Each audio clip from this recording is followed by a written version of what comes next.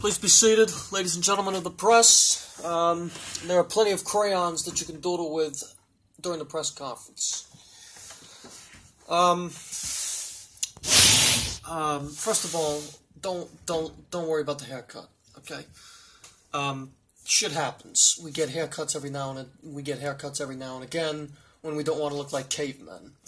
Anyway, the game yesterday should not have been the way it turned out.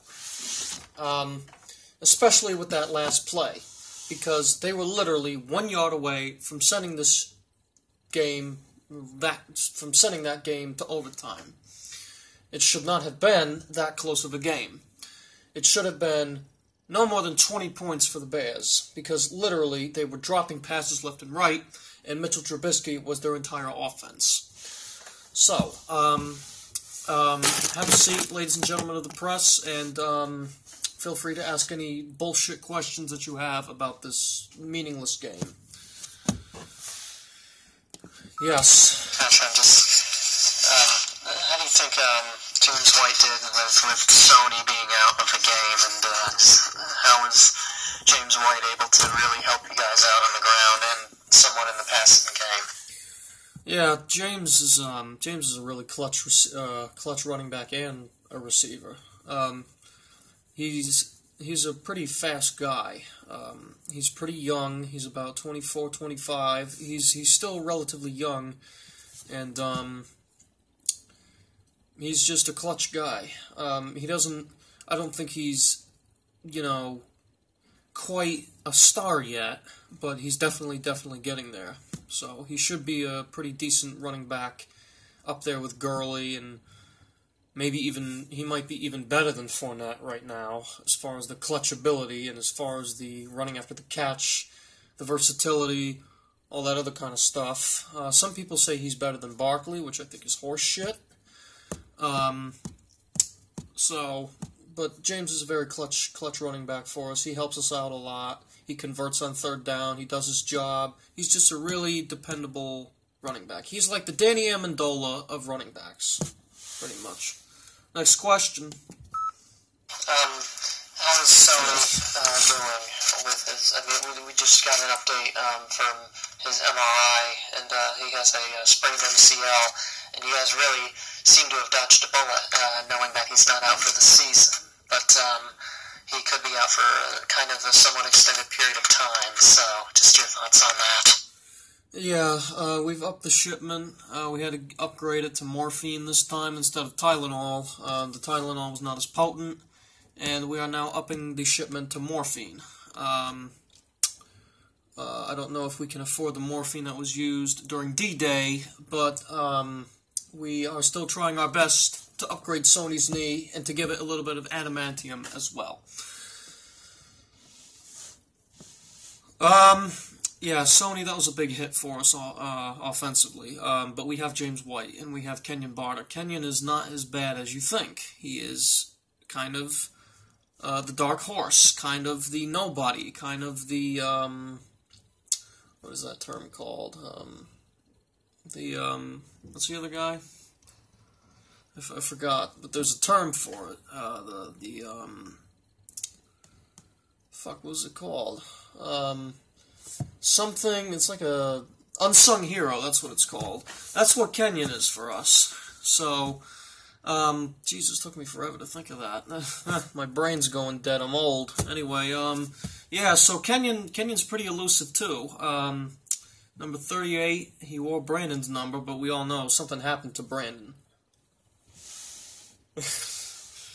Somewhere in Miami. Anyway, yeah, Kenyon's a good running back.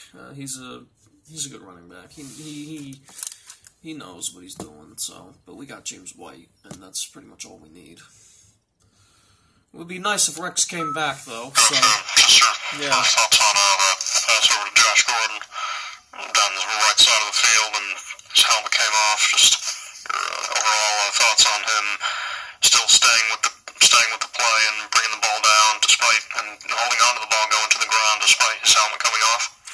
Yeah, Josh, that was a tough catch, and Josh has hands. He has better hands than our entire secondary, including Landon Roberts. He has really good hands, and one of his really good things that he can do is 50-50 balls by catching it away from his body. He has strong hands. He's a big receiver at 6'3", 225. He's 1 inch shorter than Tom and the exact same size and weight, but he's a really good receiver, and he helps us out a lot. And the chemistry with Brady and Josh is starting to get a lot better, which is dangerous for other teams and beneficial for us. So, next question. Do you think with Gronk, do you think the score might have been a little bit not as tight as it was, or do you think, it was just a close game regardless? I don't really care to answer that. That's kind of a stupid question. One player cannot do everything. Now, I do agree that we have to target Gronk more often because he only has 1 fucking touchdown. Through 7 weeks, he should have like 10 by now. But Gronk is just disappearing. So, I don't know. But he's added to the injury report.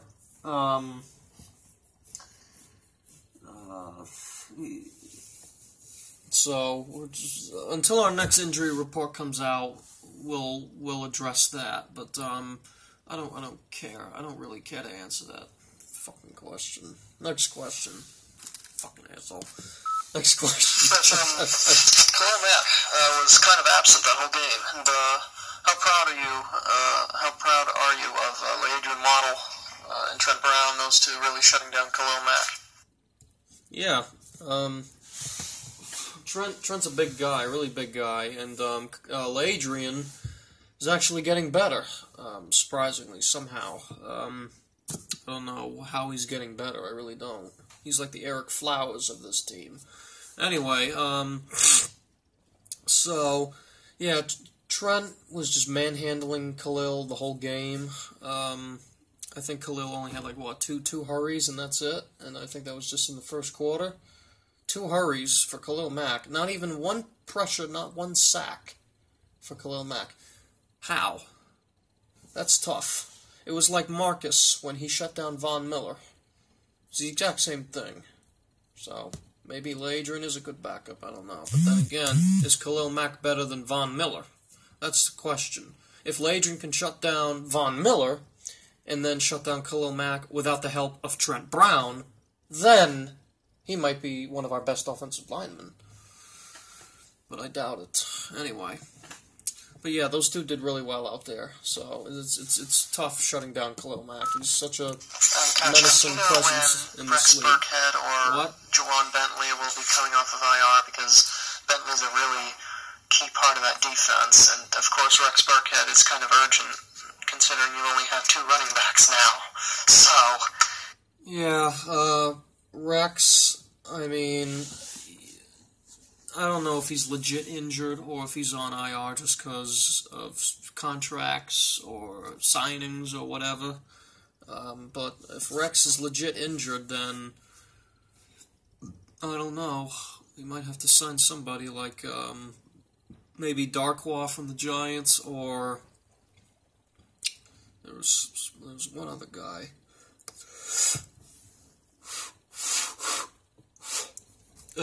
There was one other guy, I don't remember his name, but Darkwa, he could be useful, but, we never sign anybody, so don't expect anybody to get signed anytime soon, because we never sign anybody. You should know this by now. Alright, next question. Hey, Coach, what'd you think of Kenyon Barner? Running back to the former Eagle, what'd you think of Kenyon Barner? Yeah, Kenyon's a pretty shifty guy. He works well. He's a good running back. He's shifty. He doesn't go down on first contact either, and that's pretty good. And he's fairly elusive, and that's good as well. It's like having 2 James Whites out there, except one of them doesn't catch the ball out of the backfield. They just run it.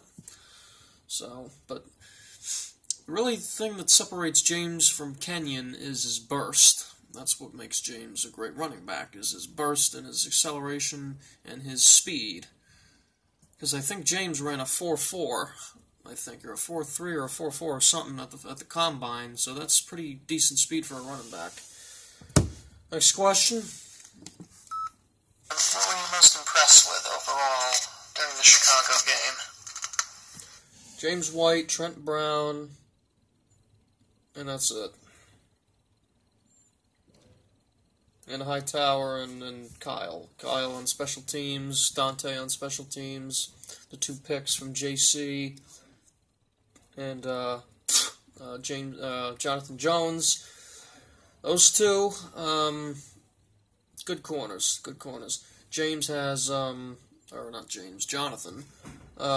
Jonathan's got really great speed, and especially on special teams, he can, especially on special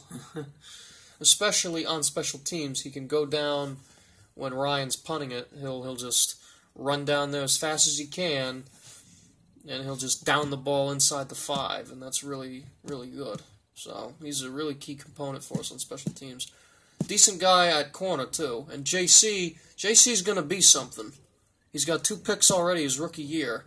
Most rookies don't even get 1. Most rookies don't even get any pass breakups. So this guy's already got 2 interceptions, 1 in the Miami game and 1 yesterday. So that's good. JC's a good corner. I like JC. Anyway, next question. What do you hope to see next Monday against Buffalo? This is another away game for you guys. This is a Monday game? Huh. Well, we play against, I think his name is David or Derek. David Amerson or Derek Amerson or Derek Amerson or David Amerson, whatever his name is. But who the hell is David Amerson? It's either Derek or David, but I think it might be David actually. But David, who the hell is David Amerson? Watch us give up like 400 yards to him. Next question. Get the fuck out of here. We give up 500 yards to anyone we see. Anyone from Blake Bortles to Luke McCown to Sean Mannion to freaking, what's his name from the Cowboys? Whatever the hell his name is. Ryan Mallett. Not him. It's, can't remember his name. Freaking TJ Yates will give up 500 yards to. Josh Johnson. Joe Webb. Geno Smith. All these no-name quarterbacks will let them break records. Coach, I'm just... What? That last play, that prayer was almost answered. And just your thoughts on that when you saw it. Yeah, that was a key tackle. Duran made a really good play. Just the receiver, I think it was Kevin White, just got gang tackled, just got mugged by those Patriots, and we were that close to going to overtime and possibly even losing.